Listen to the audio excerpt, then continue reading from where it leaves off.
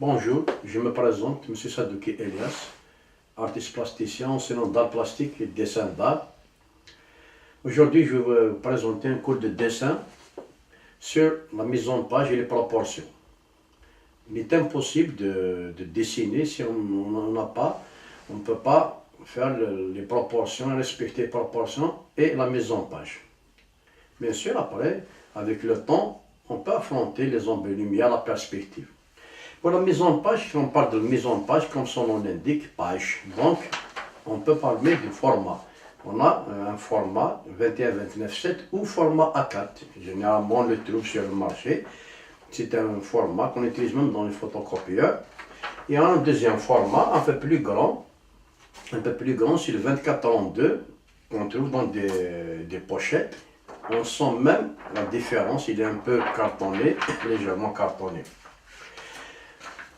Pour la mise en page, on va essayer de voir encore, c'est pour ces formats, donc on peut trouver sur le même format, on peut dessiner sur le format horizontal ou format vertical ou horizontal. Pour vertical, on l'appelle généralement format portrait. Pour horizontal, c'est le format horizon, pour les paysages, généralement pour les paysages. Je vais vous donner un exemple par rapport à un dessin. On va choisir une bouteille classique, une bouteille d'eau. On va essayer de la réaliser sur ce format, donc le format A4. Ici sur le tableau, je vais essayer de dessiner le format. Donc cette bouteille, elle s'impose sur un format vertical. Cette bouteille, elle s'impose sur un format vertical. Voilà.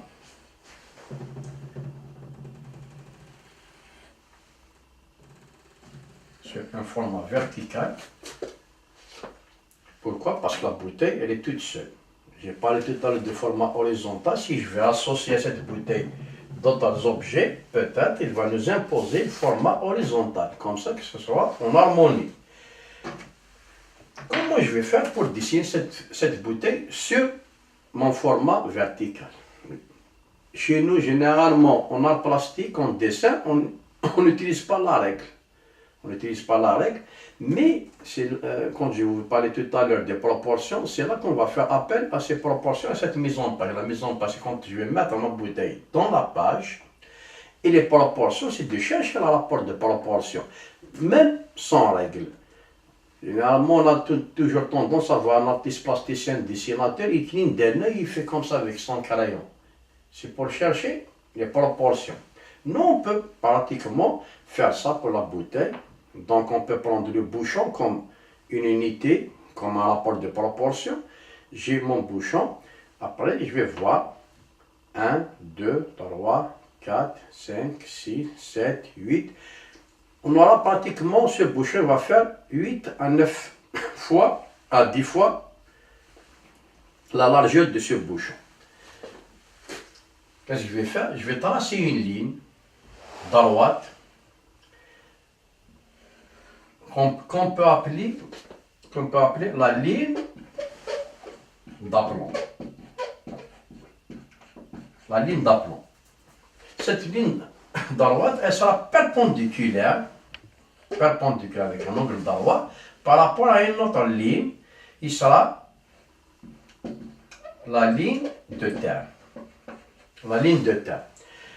Là, bien sûr, je peux enlever 1 à 2 cm du bas et même du haut pour avoir une belle mise en page. C'est de la marge. Généralement, on appelle ça la marge. En dessin technique, dessin industriel, dessin bâtiment, il y a des formats. On enlève 1 cm, on l'appelle la marge. Chez nous, en art plastique, on enlève d'une manière spontanée, avec la main sans règle. On utilise beaucoup l'œil. En art plastique, on utilise l'œil. Je vais enlever maintenant le bouchon, approximativement. Je vais estimer sa dimension. Et là, à partir de ce bouchon, je vais compter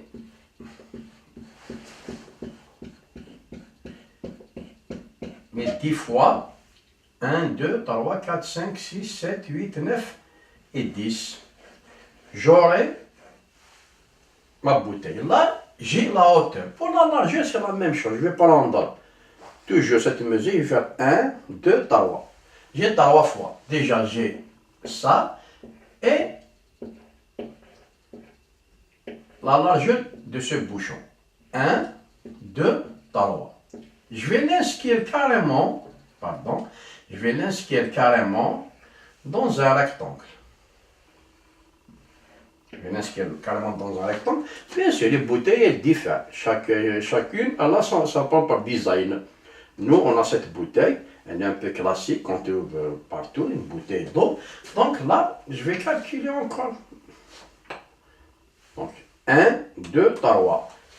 1, 2, 3. Jusqu'ici, je vais faire des lignes pour donner forme à ma bouteille. Et bien sûr, je vais essayer de la modeler, entre guillemets, avec mon stylo, pour avoir la forme de ma bouteille.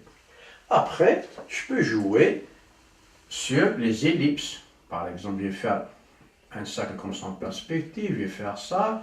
Je vais essayer de lui faire légèrement des traits comme ça spontanés pour donner forme à ma bouteille. Pour ça, c'est notre première leçon par rapport à la mise en page et les proportions.